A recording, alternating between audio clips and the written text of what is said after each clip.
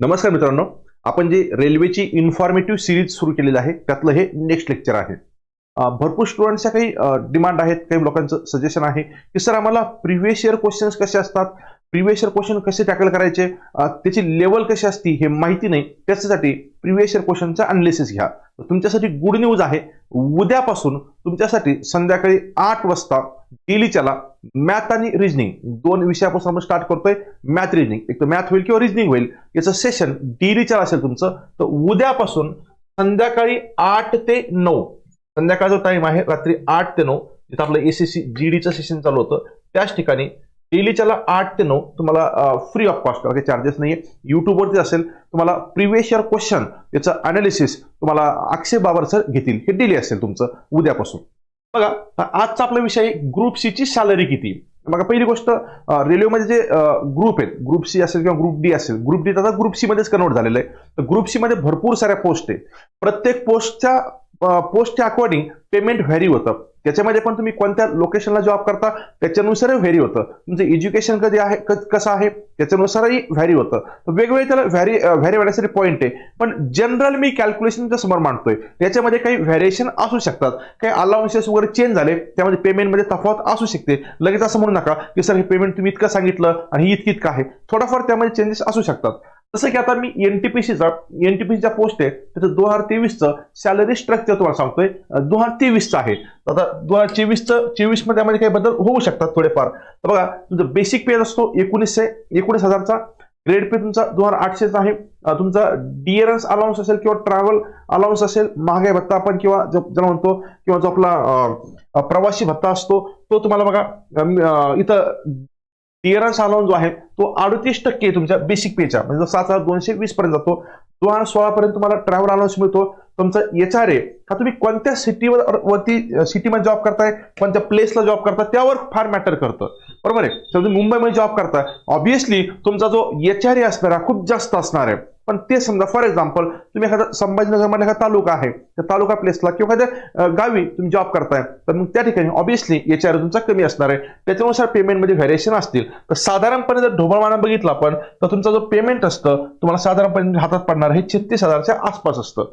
मग त्यामध्ये डिडक्शन वगैरे पण काही प्रकार घडतील तुमचे, तुमच्या पेन्शनसाठी जे आपण त्याला, तर ते पण मायनस होईल. पण समजा आपण ढोबळमाना जर बघितलं तर एनटीपीसीच्या पोस्टसाठी 36,146 इतकं पेमेंट तुम्हाला अपेक्षित आहे. तर सोबत मी जर असिस्टंट स्टेशन मास्टरची सॅलरी बघितली आपण 2023 मधली, तर याच्यामध्ये बघा तुम्हाला परत ते सिटीनुसार तुमचं व्हॅरी होईल. तुमचं x class city, Y class city, Z class city, त्याच्यामुळे व्हॅरिएशन होईल. तुमचं हे लेवलनुसार फरक पडत असतो. पण साधारणपणे बघितलं आपण एएसएमची सॅलरी असते तुमची, तर त्याचं बेसिकच तुमचं 35,400 पर्यंत जातं बेसिक पेमेंट तुमचं. तर तुम्ही जर का इन हँड सॅलरी जर बघितली यांची, तर तुम्ही जवळपास एक्स क्लासमध्ये असेल तर तुम्ही 46,000च्या आसपास, तुम्ही वाय क्लासमध्ये 43,000 आणि झेड क्लास 40,000. सर हे क्लास काय, तर क्लास आहे ना, रेल्वेनं हे काही ग्रुप पाडलेले. जसं आपण म्हणतो की मेट्रो सिटीमध्ये जॉब करता तुम्ही, तर जे मेट्रो सिटीज असतील ह्या मोस्ट प्रॉबेबली ह्या एक्स क्लासमध्ये येतात.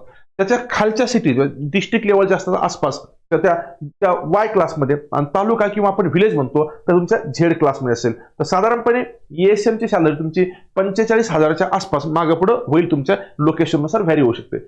याच्या व्यतिरिक्त तुम्हाला जे आणखी जे अलाउन्सेस आहेत ते खूप सारे आहेत. मी खूप वेळेस अगोदर सांगितलेले, रेल्वेमध्ये पेमेंट मॅटर करतच नाही. पेमेंटच्या व्यतिरिक्त इतक्या साऱ्या फॅसिलिटीज आहेत की तुम्ही बाकी गव्हर्नमेंट एम्प्लॉयला इतक्या फॅसिलिटीज नाहीच आहे, ऑलमोस्ट नाही. तुम्ही आरबीआय मध्ये जॉब करता तर आरबीआय एकमेव युनिट असेल माझ्या माहितीनुसार की आरबीआय मध्ये तुम्हाला ज्या फॅसिलिटीज आहेत त्या थोड्या जास्त मिळतील. बट ऑलमोस्ट तुम्ही जर इतक्या मोठ्या सेक्टर बघितलं तर मोठ्या सेक्टरमध्ये रेल्वे एकमेव असं डिपार्टमेंट आहे जिथं इतक्या मोठ्या फॅसिलिटीज मिळतात.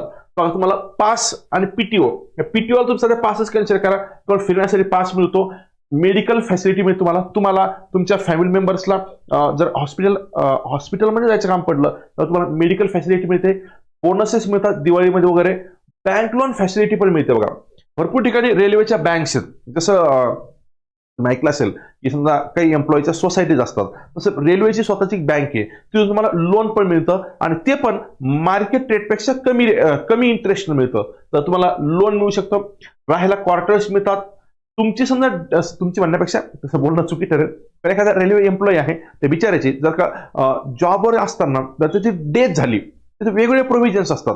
जर डेथ झाली तर पहिल्यांदा गव्हर्नमेंट त्यासाठी काही अनाउन्समेंट करतो की ह्या एम्प्लॉईला 15 लाख 20 लाख 25 लाख काहीतरी मिळेल, म्हणजे एकदाच ती रक्कम मिळते. त्याच्या सोबत डेथ झाल्यानंतर जर डेथचे जे डिपेंडन्स असतात, मग त्यामध्ये मुलगा असू शकतो मुलगी असू शकते, जर ते 18 वर्षापेक्षा जास्त असेल तर त्यांच्या एज्युकेशनच्या अकॉर्डिंगली त्यांना रेल्वेमध्ये जॉब दिला जातो.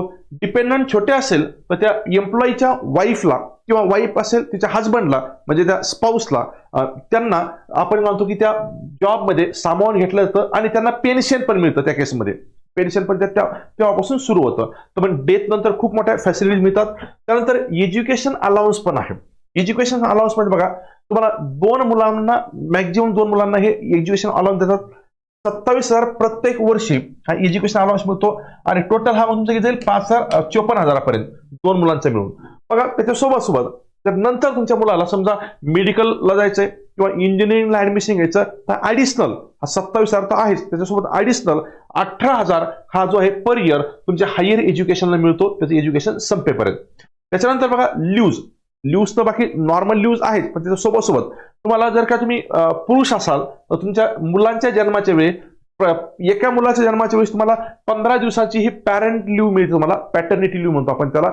दुसऱ्या मुलाच्या वेळेस परत 15 दिवस. हे जर तुम्ही मेल असाल तर, पुरुष असाल तर.